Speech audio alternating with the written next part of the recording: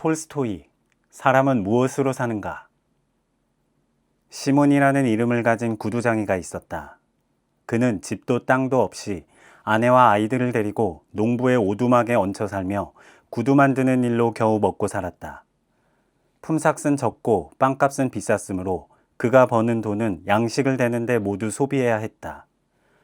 겨울 옷이라고는 양가죽으로 만든 외투 하나로 남편과 아내가 함께 입어야 했는데 그마저도 너덜너덜해져서 벌써 2해째 새 외투를 지을 양가죽을 사려고 벼르고 있었다.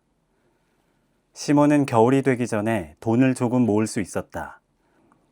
아내의 괴짝에 지폐로 3루블이 고이 보관되어 있었고 마을에 사는 고객들에게 받을 돈이 5루블 20코페이카나 되었다. 어느 날 아침 시몬은 양가죽을 사기 위해 마을에 갈 채비를 했다. 셔츠 위에 솜을 둔 아내의 무명 재킷을 덧입고 그 위에 외투를 걸쳤다. 그런 다음 3루블을 꺼내 주머니에 넣고 나뭇가지를 잘라 지팡이를 만든 다음 아침 식사를 마치고 집을 나섰다. 외상값 5루블을 받고 내가 가진 3루블을 합하면 겨울 외투를 만들 양가죽을 살 수 있을 거야. 마을에 도착한 시몬은 농부의 집을 찾아갔다. 하지만 농부는 집에 없었고 농부의 아내가 자기는 돈이 없으니 다음 주에 남편이 오면 갚도록 하겠다고 했다. 시몬은 다른 농부의 집을 찾아갔다. 하지만 그 역시 돈이 없다면서 장화수선비 20코페이카만 갚았다. 시몬은 할 수 없이 외상으로 양가죽을 사려고 했지만 가죽 상인은 시몬을 믿어주지 않았다. 돈을 가져와서 원하는 가죽을 골라가시오. 외상값 받기가 얼마나 어려운지 당신도 잘 알지 않소. 결국 구두장이 시몬이 손에 넣은 것은 장화수선비 20코페이카와 또 다른 농부가 가죽 바닥을 덧대달라며 맡긴 펠트 장화가 전부였다. 낙담한 시몬은 보드카를 마시느라 20코페이카를 쓰고 양가죽은 사지 못한 채 집으로 향했다. 아침엔 쌀쌀했지만 보드카를 마신 뒤라 양가죽 외투를 입지 않아도 몸이 후끈거렸다. 시몬은 한 손에 든 지팡이로 언 땅을 툭툭 찍고 다른 한 손에 들고 있는 펠트 장화를 흔들며 터덜터덜 걸었다. 그러면서 혼잣말로 중얼거렸다. 양가죽 외투가 없어도 따뜻하기만 한걸. 술 한잔 마셨더니 그 기운이 혈관을 타고 돌아서 말이야. 양가죽 따윈 필요 없어. 걱정은 내려놓고 이대로 살면 되는 거야. 나는 그런 사람이야. 뭘 걱정하겠어?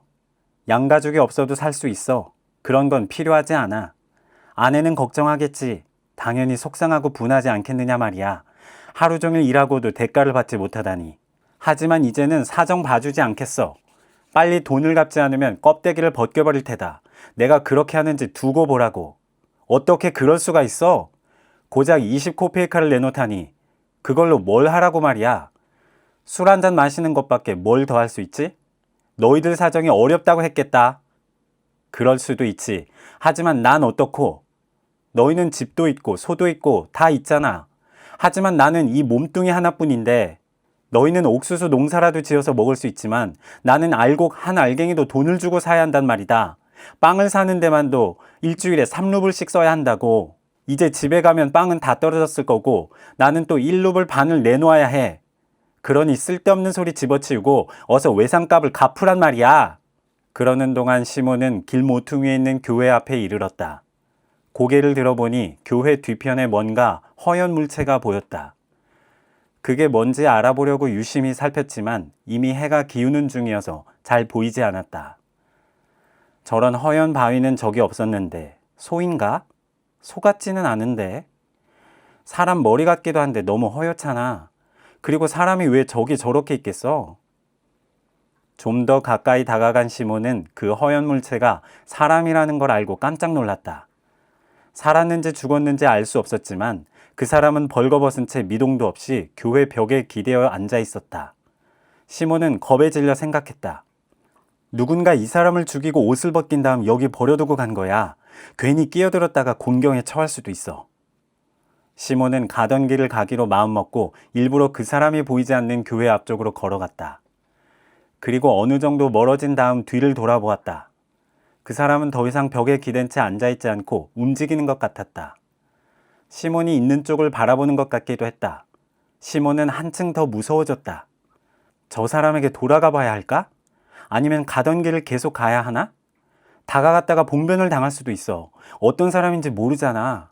멀쩡하게 사는 사람이라면 저기 저렇게 있을 리가 없어. 다가가면 달려들어 내 목을 조를지도 모르지. 그러면 꼼짝없이 당하는 거야. 그렇지 않더라도 귀찮은 일이 생길 수 있어. 벌거벗은 사람을 내가 도와줄 방법이 없잖아. 나도 입고 있는 옷이 전부인데 이걸 벗어줄 수도 없고. 무사히 벗어나는 게 상책이야. 구두장이 시몬은 교회로부터 멀어지기 위해 서둘러 걸음을 옮겼다. 그러다가 문득 가슴이 뜨끔해지면서 걸음을 멈췄다. 시몬, 너 지금 뭐 하는 거야? 시몬은 스스로 이렇게 물었다. 저 사람은 벌거벗은 채 저기서 죽을 수도 있어. 그런데도 너는 지레 겁을 먹고 도망가고 있어. 강도를 두려워할 정도로 가진 게 많은가? 이봐, 시몬, 부끄러운 줄 알아야지. 결국 구두장이 시몬은 발길을 돌려 사내에게로 갔다. 가까이 다가가 살펴보니 그는 젊고 건강한 사내였다. 몸에 멍자국 같은 것도 없었으며 다만 추위에 꽁꽁 언 채 겁을 먹고 있을 뿐이었다. 사내는 벽에 기대앉은 채 시몬을 쳐다보지도 않았다. 눈을 뜰 기운도 없을 정도로 지친 것 같았다. 시몬이 다가가자 그는 잠에서 깨듯 눈을 뜨고 고개를 돌려 시몬을 보았다. 그 눈빛을 보자마자 시몬은 마음이 열렸다.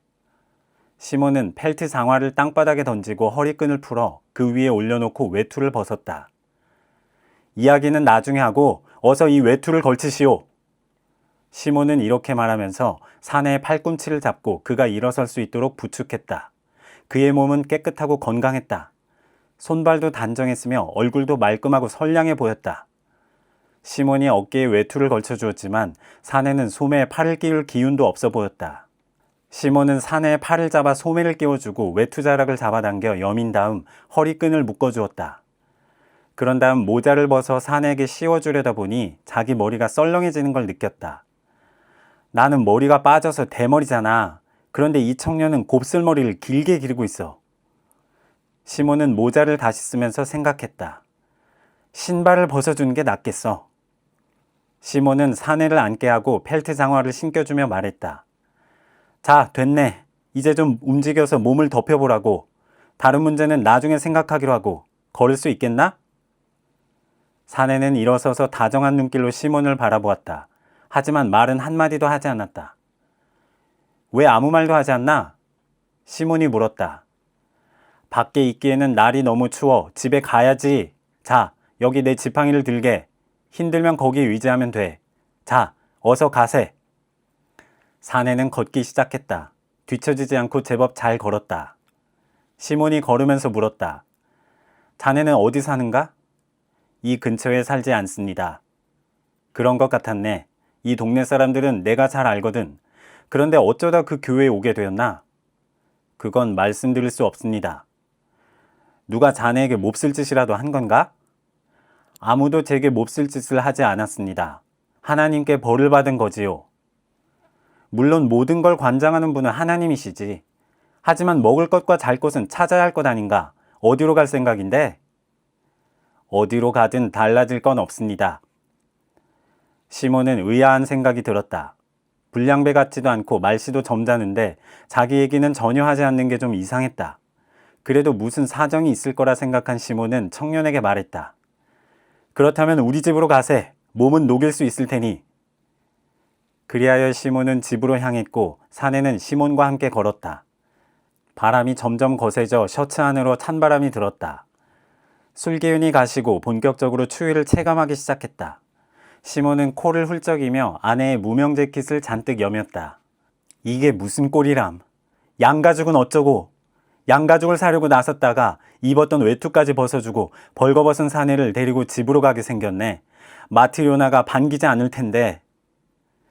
아내를 생각하면 마음이 무거웠지만 교회 뒤에서 그를 바라보던 사내의 눈빛을 생각하면 그를 데려가는 것이 다행스러워 마음이 놓였다. 시몬의 아내는 그날 일찌감치 하루의 일을 끝냈다. 장작을 패고 물도 길어다 놓았으며 아이들과 저녁 식사도 마쳤다. 그리고 앉아서 생각을 정리하는 중이었다. 빵을 언제 만들면 좋을까? 지금? 아니면 내일? 아직 큰 덩어리가 남아있었다. 시몬이 시내에서 간단하게라도 저녁을 먹었다면 집에 와서 많이 먹지 않을 테니까 남은 빵으로 내일까지 먹을 수 있을 거야. 마트료나는 남은 빵 조각을 손에 들고 몇 번이나 무게를 가늠하며 생각했다. 오늘은 빵을 만들지 말자. 밀가루가 빵 한 개 분량밖에 남아있지 않지만 잘하면 그걸로 금요일까지 버틸 수 있을 거야. 마트료나는 빵을 넣어두고 테이블에 앉아 시몬의 해진 셔츠를 깁기 시작했다. 바느질하면서 겨울 외투 만들 양가죽을 사올 남편을 떠올렸다. 양가죽을 잘 샀을지 걱정이 되었다. 상인들에게 속지는 않았어야 할 텐데. 시몬은 착하기만 하고 너무 단순해. 절대 남 속일 사람은 못 되면서 자기는 어린아이에게도 속아 넘어갈 만큼 순진하니 말이야. 8루블이면 큰 돈이지. 그 돈이면 좋은 외투를 살 수도 있을 텐데. 무두질한 가죽은 아니라도 제대로 된 겨울 외투는 살 수 있을 거야. 지난 겨울에는 따뜻한 외투가 없어서 얼마나 힘들었던지. 강가에 내려가는 건 물론이고 외출하기도 힘들었잖아. 오늘도 그이가 외출하느라 있는 대로 껴입고 가서 나는 입을 게 없었어. 그나저나 아침에 일찍 출발한 건 아니지만 그래도 돌아올 때가 됐는데. 엉뚱한 곳에 돈을 다 써버리지는 않았으면 좋겠네. 마트료나의 생각이 여기까지 미쳤을 때 발소리가 들리고 누군가 들어왔다. 마트료나는 바느질감에 바늘을 꽂아두고 복도로 나갔다. 두 남자가 서 있었다. 한 사람은 시몬이었고 그의 곁에 또 한 남자가 서 있었는데 그는 모자도 쓰지 않은 채 펠트 장화를 신고 있었다. 남편에게서는 술 냄새가 풍겼다. 그러면 그렇지. 역시 술을 마셨어. 마트료나는 생각했다. 게다가 외투도 없이 재킷바람이었으며 빈손이었다. 그러면서 뭔가 잘못을 저지른 사람처럼 어쩔 줄 몰라하며 말없이 서 있는 것이었다. 마트료나는 실망감으로 가슴이 내려앉는 것 같았다. 술 마시느라 돈을 전부 날려버린 거야. 아무 도움도 안 될 사람에게 흥청망청 인심 쓰고는 결국 집까지 데려온 거지. 마트료나는 두 사람이 들어올 수 있도록 한쪽으로 비켜섰다가 뒤따라 들어왔다. 그제야 남편의 외투를 입고 있는 낯선 남자가 젊은 청년이라는 걸 알았다. 그는 외투 안에 셔츠를 입고 있지 않았을 뿐 아니라 모자도 없었다. 청년은 움직이지도 않고 시선을 내리깐 채 그대로 서 있었다. 나쁜 짓을 한 게 틀림없어. 겁을 먹고 있잖아. 마트료나는 미간을 찌푸린 채 오븐 옆에 서서 두 사람을 지켜보았다. 시몬은 아무 일도 없다는 듯 모자를 벗고 의자에 앉았다. 마트료나, 저녁 식사가 준비됐으면 어서 먹게 해주지 그래. 마트료나는 혼잣말로 뭐라고 중얼거리며 꼼짝도 하지 않고 그대로 서 있었다. 그리고 두 사람을 번갈아 쳐다보며 고개를 저었다. 시몬은 아내가 화가 나서 그런다는 걸 알았지만 아무것도 모르는 척 청년의 손을 잡고 말했다. 어서 앉게. 저녁 먹어야지. 청년은 의자에 앉았다. 아직 식사 준비가 안 된 건가? 시몬이 물었다. 마침내 화가 머리끝까지 끓어오른 마트료나가 입을 열었다. 식사 준비를 하긴 했지만 당신들 먹으라고 한 건 아니에요. 보아하니 술 먹느라 돈을 모두 써버린 것 같군요. 외투 만들 양가죽을 산다고 나갔다가 입고 간 외투까지 벗어주고 헐벗은 떠돌이를 집까지 데리고 왔잖아요. 당신들 같은 주정뱅이에게 줄 음식은 없어요. 그만해 마트료나. 그렇게 함부로 말하지 말라고. 먼저 이 사람의 사정부터 들어보고 그렇다면 말해봐요. 돈은 어떻게 했죠? 시몬은 재킷 주머니를 뒤져서 3루블의 지폐를 꺼내 펼쳤다. 돈은 여기 있어. 트리포노프가 돈을 갚지 않았어. 하지만 곧 갚겠다고 약속은 했어. 마트료나는 여전히 화가 가라앉지 않았다. 양가죽도 못 샀으면서 하나밖에 없는 외투를 벌거벗은 사람에게 입혀주고 그를 집으로 데려오지 않았는가. 마트료나는 식탁에 올려놓은 지폐를 낚아채서 괴짝에 넣었다. 저녁 식사는 줄 수 없어요. 벌거벗은 술 주정뱅이까지 먹일 수는 없다고요. 이것 봐 마트료나. 말 좀 조심하지 그래. 먼저 이 사람 사정을 들어봐야지. 술 주정뱅이의 말을 들어보자고 하다니 그거 아주 현명한 생각이군요. 당신하고 결혼하기 싫었던 내 예감이 맞는 거였어요. 엄마가 나에게 준 리넨도 당신이 술값으로 날렸잖아요. 그리고 이번엔 외투를 사러 갔다가 술을 마셔 없애버렸고 말이죠. 시몬은 술값으로 쓴 돈은 20코페이카 뿐이라는 사실을 아내에게 말하고 싶었다. 그리고 어떻게 이 사람을 만나게 되었는지도. 하지만 마트료나는 시몬이 말할 기회를 주지 않았다. 쉬지 않고 점점 더 빠른 속도로 10년 전 일까지 끄집어내며 불만을 터뜨렸다. 그렇게 화를 퍼붓던 마트료나는 급기야 시몬에게 달려들어 소매를 잡아당기며 외쳤다. 내 재킷 내놔. 나에게 마지막 남은 그 옷마저 가져가게 할 순 없어.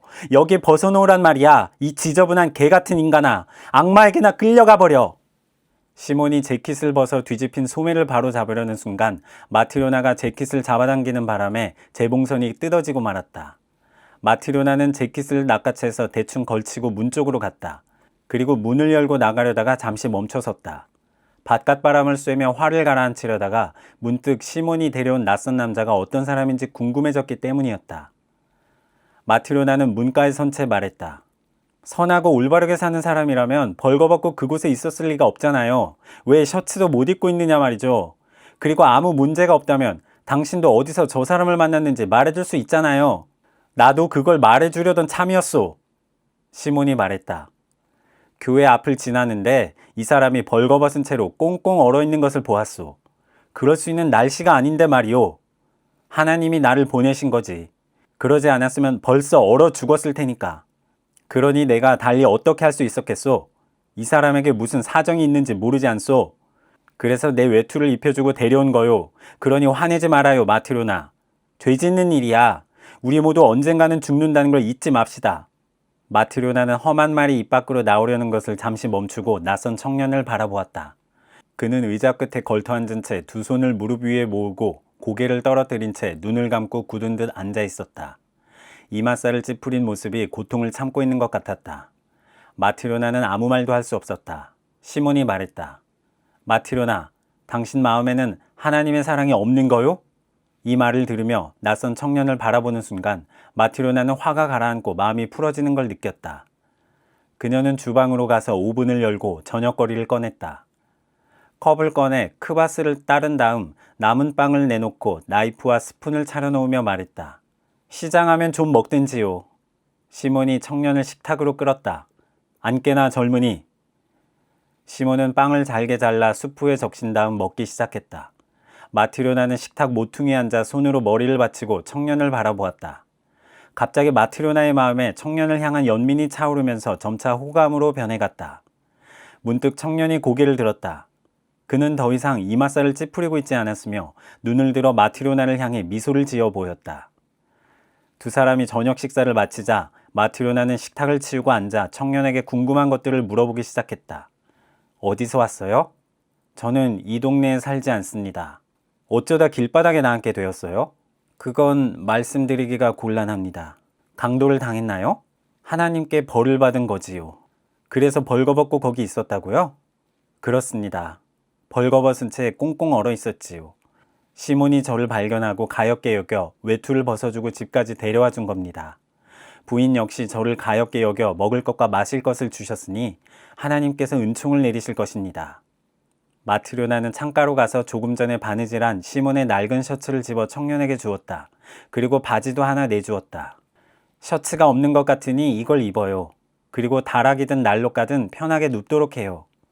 청년은 외투를 벗고 셔츠를 입은 다음 다락으로 올라가 누웠다. 마트료나도 촛불을 끄고 외투를 챙겨 남편 곁으로 갔다. 외투 자락을 덮고 누웠지만 잠이 오지 않았다. 낯선 청년에 관한 생각을 떨쳐버릴 수 없었다. 그에게 마지막 남은 빵 조각을 주었으므로 내일 먹을 양식이 없다는 생각과 그에게 내준 셔츠와 바지를 떠올리니 울고 싶은 심정이었다. 하지만 그의 미소를 떠올리니 마음이 편안하고 기뻤다. 한참을 그렇게 누워있으려니 시몬도 잠을 이루지 못하고 있다는 걸 알 수 있었다. 시몬이 외투자락을 끌어갔다. 시몬, 응? 아까 당신과 저 청년이 먹은 빵이 남은 음식의 전부였어요. 반죽해 놓은 것도 없고. 내일 식사를 어떻게 준비해야 할지 모르겠네요. 이웃집 마르다에게 가서 음식을 빌어와야겠어요. 살아있는 입인데 먹을 게 없겠소. 한동안 잠자코 있던 마트료나가 말했다. 저 청년은 좋은 사람 같은데 왜 자기 얘기를 하지 않으려고 하죠? 그럴 만한 이유가 있겠지. 시몬, 왜 그러오? 우리는 남에게 베풀며 사는데 왜 우리에게 베풀어주는 사람은 없을까요?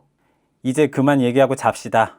시몬은 뭐라고 대답해야 할지 알 수 없었으므로 이렇게 말하고 돌아 누워 잠을 청했다. 다음날 아침 시몬이 일어나 보니 아이들은 아직 잠들어 있고 아내는 이웃집에 빵을 얻으러 가고 없었다. 청년은 낡은 셔츠와 바지를 입고 의자에 앉아 있었는데 표정이 어제 저녁보다 한결 밝았다. 시몬이 말했다. 이보게, 뱃속에는 빵을 채워줘야 하고 몸에는 옷을 입혀줘야 하네. 먹고 살려면 일을 해야지. 자네는 어떤 일을 할 수 있나? 할 줄 아는 게 없습니다. 시몬은 기가 막혔지만 내색하지 않고 말했다. 배우려고만 하면 무슨 일이든 배울 수 있다네. 모두가 일을 한다면 저도 일을 해야지요. 이름이 뭔가? 미하일입니다. 좋아, 미하일. 자네 얘기를 하고 싶지 않다면 그건 자네 일이니 상관하지 않겠네. 하지만 자기 몫에 밥벌이는 해야 해. 내가 시키는 대로 하겠다면 자네가 먹고 지낼 수 있게 해주겠네. 하나님께서 복을 내리실 겁니다. 무엇이든 배우겠어요. 뭘 하면 되는지 알려주십시오. 시몬은 실을 가져와 엄지손가락에 감고 꼬기 시작했다.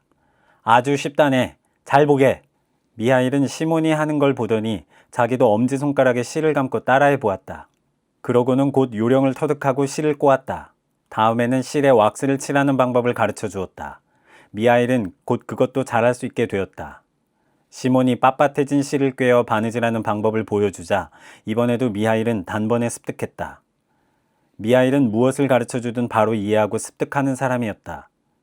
사흘이 지나자 미하일은 마치 평생 구두 짓는 일을 해온 사람처럼 작업할 수 있게 되었다. 그는 식사도 하는 둥 마는 둥 하면서 쉬지 않고 일했다. 그리고 일이 끝나면 말없이 앉아서 하늘을 올려다보곤 했다. 외출도 하지 않았으며 과묵해서 필요한 말 외에는 좀처럼 웃거나 농담하는 일도 없었다. 처음 시몬의 집에 오던 날 마트로나가 저녁을 먹여주었을 때 말고는 미소 짓는 모습도 볼 수 없었다.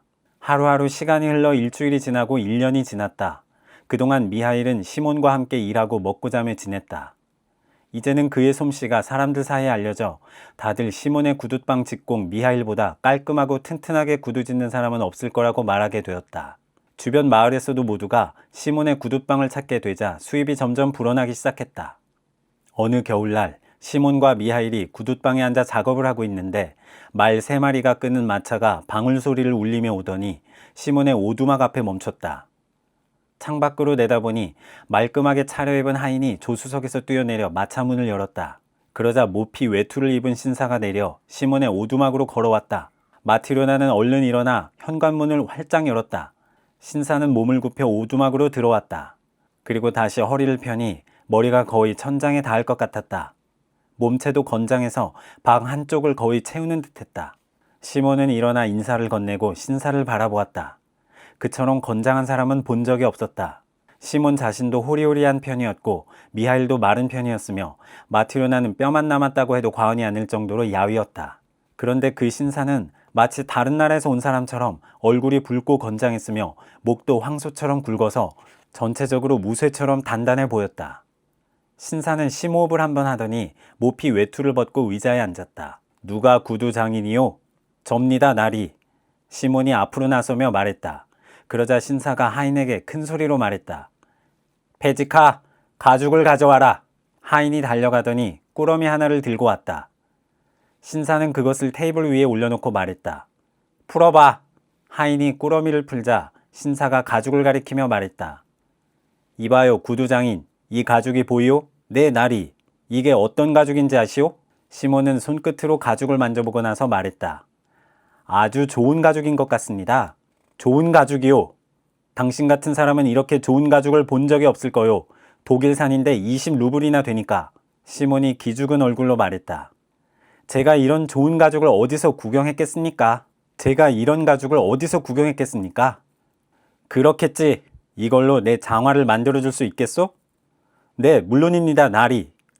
그러자 신사는 언성을 높이며 다그치듯 말했다. 만들 수 있단 말이지? 좋소. 하지만 누구를 위한 장화인지 그리고 이게 어떤 가죽인지 잊지 마시오. 1년 내내 신어도 모양이 흐트러지거나 실밥이 풀리지 않아야 할 거요. 그렇게 할 수 있으면 가죽을 가져가 재단하시오. 자신 없으면 지금 그렇다고 말하시오. 내가 경고하는데 당신이 만든 장화가 1년 안에 실밥이 풀어지거나 모양이 흐트러지면 나는 당신을 감옥에 쳐넣을 것이오. 그 대신 1년이 지나도 실밥이 뜯어지거나 뒤틀어지지 않는다면 노고의 대가로 10루블을 주겠소. 그 말을 들으니 시몬은 선뜻 대답하기가 두려워졌다. 그래서 미하일을 힐끗거리며 팔꿈치로 그를 슬쩍 치고 속삭였다. 이 일을 맡는 게 좋을까? 미하일이 고개를 끄덕였다. 네, 맡으세요. 시몬은 미하일의 말대로 일감을 받고 1년을 신어도 뒤틀어지거나 뜯어지지 않는 장화를 만들겠다고 약속했다. 신사는 하인을 불러 왼발에 신고 있는 장화를 벗기게 하고 발을 뻗으며 시몬에게 말했다. 치수를 재시오. 시몬은 종이를 17인치 길이로 잘라 바느질로 눈금을 표시하고 잘 편 다음 무릎을 꿇고 앉았다. 그러고는 신사의 양말을 더럽히지 않도록 앞치마에 손을 잘 닦고 나서 치수를 재기 시작했다. 발바닥을 먼저 재고 발등에 둘레, 종아리 굵기를 재려고 하는데 종이 자가 충분히 길지 않아서 잴 수가 없었다. 신사의 종아리가 나무 기둥만큼이나 굵었기 때문이다. 다리 부분이 너무 꼭 끼지 않게 하시오. 시몬은 종이를 잘라서 줄자 하나를 더 만들었다. 신사는 양말 안에서 발가락을 꼼지락거리며 오두막을 둘러보았다. 그러던 중에 미하일이 눈에 띄었다. 거기 있는 청년은 누구요? 제 밑에서 일하는 직공입니다. 저 친구가 장화를 꿰매게 될 것입니다. 명심하게나 1년을 신어도 뜯어지거나 모양이 뒤틀어져서는 안 된다는 걸 말이야. 신사가 미하일에게 말했다. 시몬도 미하일 쪽으로 시선을 돌렸다. 하지만 미하일은 신사를 보지 않고 그 너머 방의 모퉁이를 보고 있었다. 마치 거기 누군가 서 있는 것처럼 한동안 구석을 응시하던 미하일이 미소를 지었다. 그 순간 시몬은 그의 얼굴이 더욱 환하게 밝아지는 것을 보았다. 멍청한 친구 같으니 뭘 보고 웃는 건가? 신사가 쩌렁쩌렁한 음성으로 말했다. 약속한 날짜까지 장화를 완성할 수 있겠는지나 신중하게 생각해보지 않고 말이야. 날짜에 맞춰 만들어 드리겠습니다. 미하일이 말했다. 틀림없어야 하네. 신사는 말을 마치고 장화를 신고 일어나 외투를 입은 뒤 앞자락을 단단히 여미고 문 쪽으로 갔다. 그런데 머리 숙이는 걸 깜빡해서 문틀에 세게 부딪히고 말았다. 신사는 욕설을 내뱉고는 밖으로 나가 머리를 문지르며 마차를 타고 떠났다. 신사가 가고 나자 시몬이 말했다. 대단한 사람이로군. 망치로 때려도 끄떡 없겠어. 문틀이 부서질 뻔했는데 정작 자기는 아무렇지도 않으니 말이지. 마트료나가 말을 받았다. 그렇게 부유하게 살았는데 건장하게 자라지 못할 이유가 뭐겠어요? 저런 사람에게는 죽음도 섣불리 다가오지 못할 거예요. 시몬이 미하일에게 말했다. 일단 일을 받았으니 문제가 생기지 않도록 조심하세. 값비싼 고급 가죽인데다 그 신사 성격도 보통이 아닌 것 같아. 실수가 있어서는 안 돼. 자, 이리 오게. 자네가 나보다 눈썰미도 정확하고 손도 날렵하니 가죽을 재단하게. 그러면 내가 앞날개를 꿰매겠네. 미하일은 시몬이 시키는 대로 테이블 위에 가죽을 펼쳐 두 겹을 접은 다음 재단을 시작했다. 그런데 미하일이 일하는 모습을 지켜보던 마트료나는 깜짝 놀랐다. 그동안 시몬이 장화 만드는 과정을 많이 보아서 잘 알고 있는데 미하일이 장화 재단하는 방식을 따르지 않고 가죽을 둥글게 자르고 있었기 때문이다. 마트료나는 뭐라고 말하고 싶었지만 다시 한번 생각해 보았다.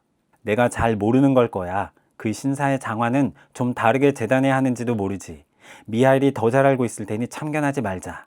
가죽을 다 자른 미하일은 실로 꿰매기 시작했는데 장화를 만들 때처럼 두 겹을 겹치지 않고 부드러운 슬리퍼를 만들 때처럼 한 겹만 사용하는 것이었다. 마트료나는 이번에도 의아한 생각이 들었지만 한마디도 하지 않았다. 미하일은 정오가 되도록 꼼짝도 하지 않고 구두 작업에 열중했다. 저녁 식사 때가 되어서야 자리에서 일어난 시몬은 방 안을 둘러보다가 미하일이 만들어 놓은 슬리퍼를 보았다. 이런 세상에 1년이나 함께 일하면서 한 번도 실수한 적이 없던 미하일이 어떻게 이런 말도 안 되는 실수를 한 거지? 신사가 주문한 건 대다리를 대고 발등을 통으로 덮는 긴 장화였는데 이렇게 밑창이 한 겹으로 된 얇은 슬리퍼를 만들어 놓았으니 신사가 신발을 찾으러 오면 뭐라고 설명한단 말인가? 이건 다시 구할 수도 없는 고급 가죽인데 말이야. 시몬이 미하일에게 말했다. 자네 무슨 짓을 한 건가? 나를 망칠 셈이야. 그 신사가 장화를 주문한 걸 잘 알면서 뭘 만들어 놓은 거지? 그때 초인종이 눌리고 누군가 가게 문을 두드렸다. 시몬과 미하일이 창문 밖을 내다보니 어떤 남자가 말에서 내려 말을 붙들어 매고 있었다. 시몬이 문을 열자 아까 신사와 함께 왔던 하인이 들어왔다. 안녕하세요. 안녕하시오. 무슨 일로 다시 오셨소? 시몬이 물었다. 마님께서 보내셔서 왔습니다. 장화 주문에 무슨 문제가 있소? 아, 그게 말입니다. 나리께서는 이제 장화가 필요 없게 되었습니다. 돌아가셨거든요. 그게 정말이요? 이곳을 떠난 뒤 집에 당도하기도 전에 마차 안에서 돌아가셨답니다. 마차가 집에 도착하고 나리께서 내리시는 걸 부축해 드리려고 하인이 나와서 문을 열었는데 마치 포대자루처럼 의자에서 굴러떨어지시지 뭡니까? 숨은 이미 끊어진 상태였고 몸도 굳어져서 마차 밖으로 끌어냈는데도 애를 먹었답니다. 마님께서 저를 보내시면서 나리께서 맡기신 가죽으로 입관할 때 신겨드릴 슬리퍼를 급히 만들어달라고 전화를 하셨습니다. 그러면서 저더러 다 만들 때까지 기다렸다가 가지고 오라고 하셨어요. 미하일은 남은 가죽을 정리해서 하나로 말고 그가 만든 슬리퍼를 앞치마에 닦은 뒤 가죽과 함께 하인에게 주었다. 하인은 그것을 받고 말했다. 안녕히 계세요, 선생님들. 좋은 하루 보내시기를. 세월이 흘러 어느덧 미하일이 시몬과 함께 지낸 지 6년째가 되었다. 미하일의 일상은 여전히 한결같았다. 외출하는 법도 없었고 필요할 때가 아니면 입을 열지 않았다. 6년이라는 세월이 지나는 동안 그가 미소를 지은 건 딱 2번뿐이었는데, 한 번은 처음 만난 날 마티로나가 음식을 주었을 때, 또 한 번은 신사가 오두막에 찾아왔을 때였다. 시몬은 미하일과 함께 일하는 게 더없이 만족스러웠다. 이제 더는 그가 어디서 왔는지 묻지 않았으며 어느 날 그가 훌쩍 떠나지 않을까 걱정하게 되었다. 온 식구가 집에 모여있는 날이었다. 마트로나는 무쇠 냄비를 오븐에 넣는 중이었고 아이들은 창가에 놓인 의자에서 밖을 내다보며 놀고 있었다. 시몬은 창가에서 구두를 꿰매고 미하일도 구두 한쪽을 들고 굽을 받고 있었다. 사내아이가 미하일에게 달려와 어깨에 기대더니 창밖을 보며 말했다. 저길 좀 봐요, 미하일 아저씨. 어떤 부인이 여자아이들을 데리고 이리로 오는 것 같아요. 여자아이 중 한 명은 절름발이에요. 아이의 말을 들은 미하일은 일감을 내려놓고 창밖으로 눈을 돌려 거리를 살폈다. 시몬은 깜짝 놀랐다. 미하일은 지금까지 한 번도 거리 풍경에 관심을 보인 적이 없었기 때문이다. 그랬던 그가 창가에 이마를 바짝 대고 뭔가를 응시하고 있었다. 시몬도 밖을 내다보았다. 잘 차려입은 여자가 오두막으로 다가오고 있었는데 모피 외투에 털목도리를 두른 여자아이 둘이 그녀의 손을 잡고 이끌듯이 앞서 걷고 있었다. 두 여자아이는 구분하기 힘들 정도로 똑같이 생겼는데 그중 한 아이가 왼쪽 다리를 절고 있었다.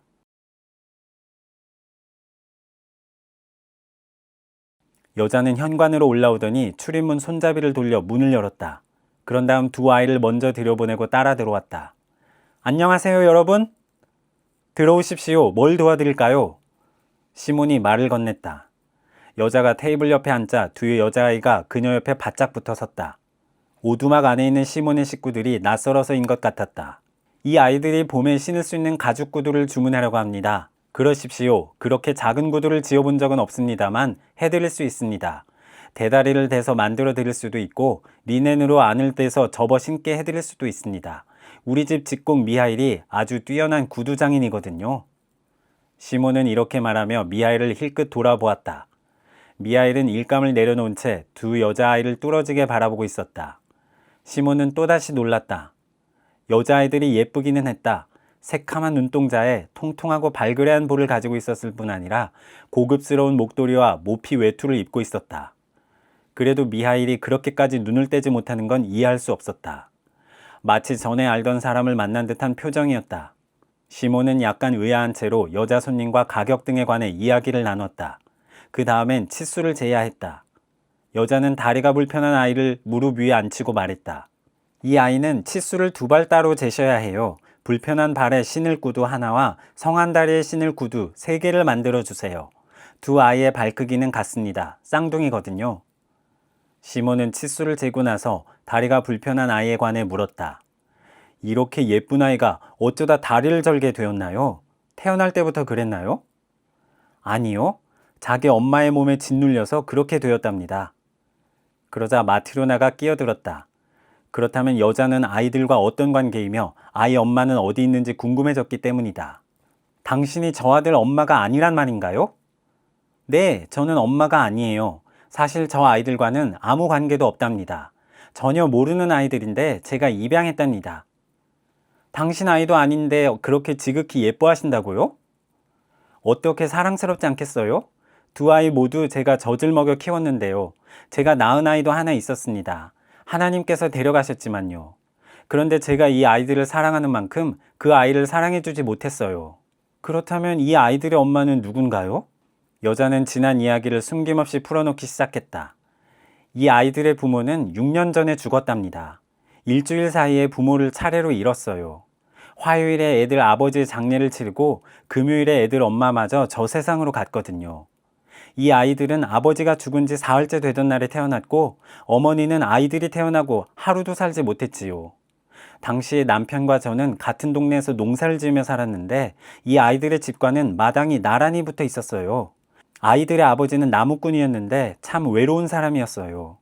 어느 날 숲에서 나무를 베다가 나무 하나가 그를 덮치는 바람에 그 밑에 깔려서 죽었답니다. 내장이 터져 나와서 집으로 옮겨지는 중에 숨을 거뒀어요. 그리고 그 주위에 이 아이들이 태어난 거죠. 애들 엄마는 가난했고 곁에서 돌봐줄 사람이 아무도 없었어요. 그래서 가엾게도 혼자서 쌍둥이를 낳고 죽음을 맞았던 거예요. 다음날 아침에 제가 그녀의 집에 가서 문을 열었을 때는 이미 차갑게 식은 채 굳어 있었죠. 그런데 숨이 넘어갈 때 이 아이에게로 몸이 기울면서 아이의 다리가 제 엄마의 몸 밑에 깔리게 된 거예요. 마을 사람들이 와서 그녀를 씻기고 가지런히 눕힌 다음 관을 만들어 장사를 지내주었답니다. 모두 좋은 사람들이었지요. 하지만 아이들을 맡아줄 사람이 없었어요. 그러니 어쩌겠어요? 당시의 아기 엄마는 저뿐이었어요. 첫 아이를 낳은 지 8주가 되어 젖을 먹이고 있을 때였죠. 그래서 제가 임시로 아이들을 맡기로 했답니다. 마을 사람들이 머리를 맞대고 궁리를 한 끝에 제게 말했어요. 마리아, 지금으로서는 당신이 아이들을 맡는 게 좋을 것 같아요. 앞으로 어떻게 할지는 차차 의논하기로 합시다. 사실 처음에는 성한 아이만 젖을 먹이고 다리가 불편한 아이는 먹이지도 않았어요. 도무지 살 수 있을 것 같지 않았거든요. 그러다가 정신을 차리고 마음을 고쳐먹었어요. 아무 죄도 없는 가여운 아이를 왜 고통받게 하느냐는 생각이 든 거죠. 가엽게 여기고 젖을 먹이기 시작했어요. 그렇게 제가 낳은 사내 아이와 이 아이들 둘을 모두 제가 젖을 먹여 키웠어요. 저는 젊고 건강한 데다 영양 상태도 좋았거든요. 게다가 하나님의 은혜로 젖도 잘 나와서 셋을 먹이고도 남을 정도였어요. 한 아이는 기다리게 하고 양쪽에 하나씩 두 아이를 동시에 먹일 때도 있었죠. 그러다가 둘 중 하나가 배부르게 먹은 듯 싶으면 나머지 한 아이를 먹이고요. 그런데 하나님의 뜻이었는지 이 아이들은 잘 자랐는데 제가 낳은 아이는 2살도 되기 전에 떠나보내야 했답니다. 그 후로 살림살이는 넉넉해졌는데 아이는 더 이상 생기지 않더군요. 남편은 요즘 곡물상의 방앗간에서 일을 하는데 급여가 좋아서 꽤 여유롭게 살 수 있답니다. 하지만 아기를 낳지 못했으니 이 아이들이 없었다면 얼마나 외로웠겠어요. 그러니 이 아이들을 사랑하지 않을 수가 없지요. 제 삶의 기쁨인걸요. 여자는 다리가 불편한 아이를 한 손으로 꼭 안더니 다른 손으로 볼에 흐르는 눈물을 닦았다. 그러자 마트로나가 한숨을 내쉬며 말했다.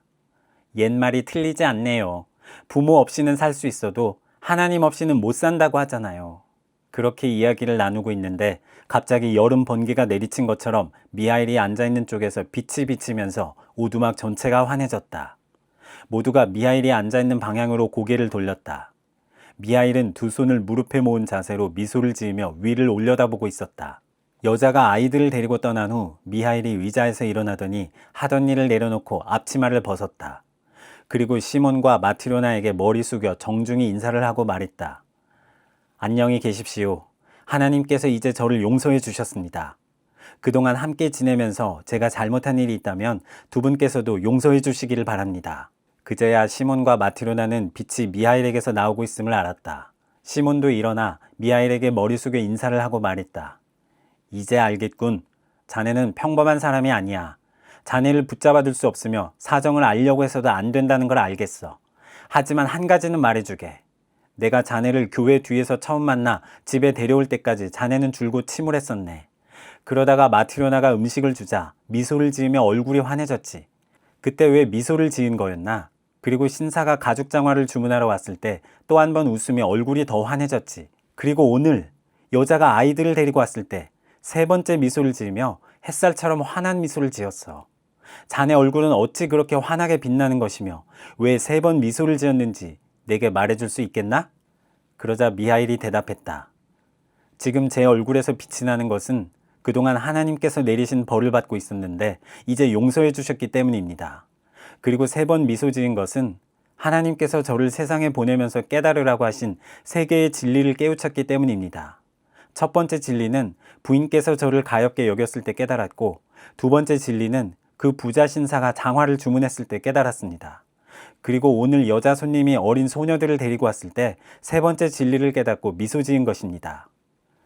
시몬이 물었다. 그런데 하나님께서는 무엇 때문에 자네를 벌하신 건가? 그리고 하나님께서 깨달으라고 하신 3가지 진리는 뭐였나? 그 진리를 내게도 좀 알려주게. 미하일이 대답했다. 제가 벌을 받은 이유는 하나님의 말씀에 순종하지 않았기 때문이었습니다. 저는 하늘나라의 천사였는데 하나님께서 어느 여인의 영혼을 데려오라고 저를 보내셨지요. 세상에 내려와 혼자 몸져 누워있는 그 여자를 찾아갔을 때 그녀는 막 쌍둥이 여자 아기 둘을 출산한 후였습니다. 아기들이 엄마 곁에 누워 꼼지락거리는데 아기 엄마는 아기들을 안아서 젖을 먹일 만한 기운도 없더군요. 그녀는 저를 보더니 하나님께서 자기 영혼을 부르러 보내신 걸 알고 울면서 애원했습니다. 하나님의 천사시군요.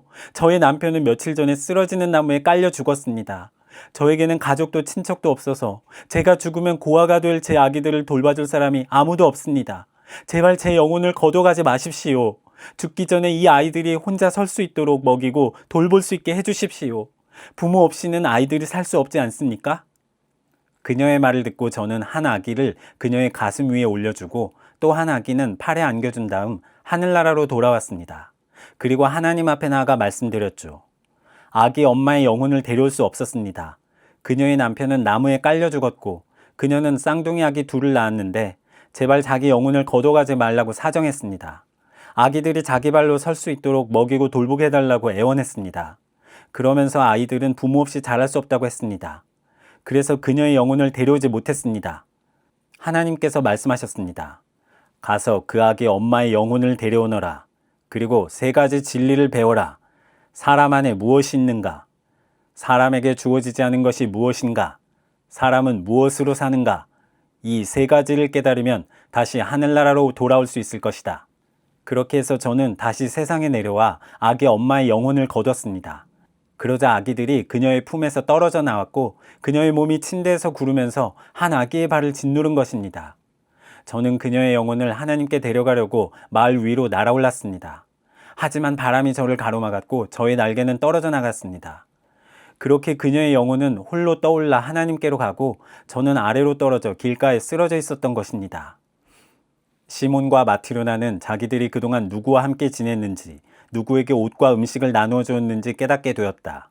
그러자 경이감과 함께 기쁨이 가득 차올랐다. 천사 미하일이 말했다. 저는 헐벗은 채 들판에 홀로 있었습니다. 인간이 되기 전까지 저는 인간에게 무엇이 필요한지 몰랐으며 추위와 배고픔이 뭔지도 몰랐습니다. 저는 굶주리고 꽁꽁 언 채로 어찌할 바를 몰랐습니다. 그러다가 하나님의 집인 교회가 보였고 혹시 안식처를 찾을 수 있을까 해서 그리로 갔습니다. 하지만 문이 잠겨 있어서 들어갈 수 없었지요. 저는 바람이라도 막아보려고 교회 뒤에 앉아 있었습니다. 날은 저물고 배고픔과 추위로 고통스러웠습니다. 그러던 중에 한 사람이 길을 따라 걸어오는 게 보였습니다. 손에 장화 한 켤레를 든 채 뭐라고 중얼거리며 걸어오고 있었습니다. 제가 인간이 된 후 처음 만나는 인간의 얼굴이었지요. 그 얼굴이 너무 무서워서 저는 고개를 돌렸습니다. 그러자 그의 말소리가 들려왔어요. 추운 날씨에 뭘 입어야 할지, 아내와 아이들을 어떻게 먹여 살려야 할지 걱정하고 있었습니다. 그때 저는 생각했습니다. 지금 나는 추위와 배고픔으로 죽어가고 있는데 저 사람은 자기와 자기 아내가 입을 옷과 가족이 먹을 양식 걱정만 생각하는구나. 저 사람은 나를 도와줄 수 없을 거야. 그 사람은 저를 보더니 더 무서운 표정으로 인상을 찌푸리며 교회 앞으로 해서 지나가 버렸습니다. 저는 절망했지요. 그런데 잠시 후 그가 돌아오는 발소리가 들렸습니다. 고개를 들어 바라보니 그의 얼굴이 몰라보게 달라져 있는 거예요. 조금 전까지 죽음의 그림자가 서려했던 그의 얼굴에 생기가 돌았습니다. 그 사람 안에 하나님이 계신다는 걸 알 수 있었습니다. 그는 제게 다가와 외투를 벗어주고 저를 자신의 집까지 데려갔지요. 집 안으로 들어가니 한 여인이 맞아주었습니다. 그러더니 남자보다 더 무서운 얼굴로 잔소리를 퍼붓기 시작하더군요. 그녀의 입에서 죽음의 기운이 뿜어져 나왔습니다. 그녀 주변에 서려있는 죽음의 악취 때문에 저는 숨을 쉴 수조차 없었어요. 그녀는 저를 추운 바깥으로 다시 쫓아내려 했고 저는 만약 그렇게 되면 그녀가 죽을 것임을 알고 있었습니다. 그 순간 그녀의 남편이 그녀에게 하나님 이야기를 꺼냈고 그녀는 곧 마음을 바꿨습니다. 그리고 제게 음식을 가져다 주며 저를 바라보았죠. 저도 눈을 들어 그녀를 보았습니다. 그녀 안에 더 이상 죽음의 그림자가 어른거리지 않는다는 걸 알 수 있었죠. 그녀는 금세 생기를 찾았고 저는 그 속에서 하나님을 보았습니다. 그 순간 하나님께서 제게 주신 첫 번째 가르침이 떠올랐습니다. 사람 안에 무엇이 있는가? 저는 사람 안에 사랑이 있음을 깨달았습니다. 하나님께서 제게 약속하신 것을 이미 보여주기 시작하셨다는 걸 알고 기뻤습니다. 그래서 첫 번째 미소를 지은 것이지요. 그렇지만 아직 다 배운 것은 아니었지요. 사람에게 주어지지 않은 것이 무엇인지, 그리고 사람이 무엇으로 사는지는 아직 깨닫지 못했으니까요. 그렇게 해서 저는 이곳에서 지내게 되었고 1년쯤 되었을 때 한 신사가 와서 장화를 주문했습니다. 1년 후에도 모양이 뒤틀어지거나 이음새가 터지지 않는 신발을 만들어 달라고 했지요. 그런데 그를 보고 있으려니 그의 어깨 너머로 저의 동료인 죽음의 천사가 보이는 것이었습니다. 그 천사는 제 눈에만 보였는데 저는 그날 해가 지기 전에 그가 신사의 영혼을 데려갈 것이라는 걸 알았습니다. 그때 생각했죠. 저 신사는 해가 지기 전에 자기가 죽을 것을 모르고 1년을 준비하는구나. 그리고 사람에게 주어지지 않은 것이 무엇인가 라고 하신 하나님의 두 번째 말씀을 떠올렸습니다. 사람 안에 무엇이 있는지는 이미 알았고 이제 사람에게 주어지지 않은 것이 무엇인지도 알게 되었지요. 그것은 자기에게 무엇이 필요한지를 아는 지혜였습니다. 그래서 두 번째로 미소를 지었던 것입니다. 동료 천사를 본 것도 기뻤고 하나님께서 두 번째 진리를 깨닫게 해주신 것도 기뻤습니다. 그래도 아직 배워야 할 하나의 진리가 남아 있었습니다. 사람은 무엇으로 사는가? 저는 하나님께서 마지막 깨달음을 얻게 해주실 때를 기다리며 지냈습니다. 그리고 6년째 접어드는 해에 한 여자가 쌍둥이 여자아이들을 데리고 구둣방에 찾아왔습니다. 저는 그 아이들을 알아보았고 그동안 어떻게 살아왔는지 듣게 되었습니다. 그리고 생각했죠. 저 아이들의 엄마가 내게 간청하는 소리를 듣고 나는 정말 아이들이 부모 없이는 살 수 없다고 믿었어. 그런데 아무 상관도 없는 사람이 이 아이들을 먹이고 보살피며 길러주었구나. 자기가 낳지도 않은 아이들을 사랑하고 그들을 위해 눈물까지 흘리는 그 여자를 보면서 그녀 안에 살아계신 하나님을 보았습니다. 그리고 사람이 무엇으로 사는지 깨달았습니다. 그 순간 저는 하나님께서 세 번째 진리를 깨우쳐 주시고 동시에 저를 용서하셨다는 것을 알았습니다. 그래서 세 번째 미소를 지은 것이지요. 그때 천사의 옷이 벗겨지고 빛이 그의 몸을 감쌌다. 두 사람은 눈이 부셔서 똑바로 바라볼 수가 없었다. 천사의 음성은 점점 커져서 마치 그에게서 나오는 것이 아니라 하늘에서 울리는 것 같았다. 천사가 말했다. 저는 사람이 스스로 염려하고 보살펴서 사는 것이 아니라 사랑으로 산다는 것을 깨우쳤습니다.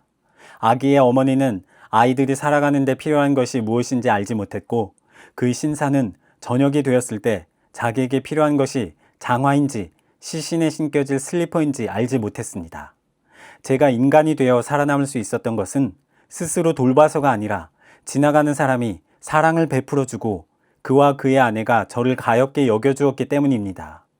고아가 된 아기들은 엄마의 보살핌 때문이 아니라 그들을 가엾게 여기고 보살펴준 이웃 여자의 사랑으로 살 수 있었습니다. 모든 사람은 자신의 복지를 궁리함으로써 사는 것이 아니라 그 마음 안에 있는 사랑으로 사는 것입니다. 하나님께서 인간에게 생명을 주시고 살게 하셨다는 건 알고 있었습니다. 그런데 이제 그보다 더 많은 것을 깨달았습니다. 하나님께서는 인간이 따로 흩어져 사는 것을 원하지 않으십니다. 그래서 각자에게 필요한 것이 무엇인지를 보여주지 않으시는 것입니다. 인간이 하나 되어 함께 살아가기를 원하셨기 때문에 한 사람 한 사람에게 모두를 위해 필요한 것이 무엇인지를 보여주십니다. 사람들은 스스로 자신을 보살피고 살 궁리를 해야만 살 수 있다고 생각하지만 사실은 사랑으로 사는 것이라는 걸 이제 깨달았습니다. 사랑하는 사람은 하나님 안에 있으며 하나님께서도 그의 안에 계십니다. 하나님은 사랑이시기 때문입니다. 천사는 이렇게 말하고 하나님을 찬송하는 노래를 불렀다. 그 소리가 울려 퍼지자 오두막이 떨리기 시작했다. 지붕이 열리고 땅에서 하늘까지 불기둥이 솟았다. 시몬과 마티로나와 아이들은 바닥에 엎드렸다. 천사는 어깨에서 날개가 돋더니 하늘로 올라갔다. 시몬이 정신을 차렸을 때 오두막은 예전 그대로였고 오두막 안에 그의 가족 말고는 아무도 없었다.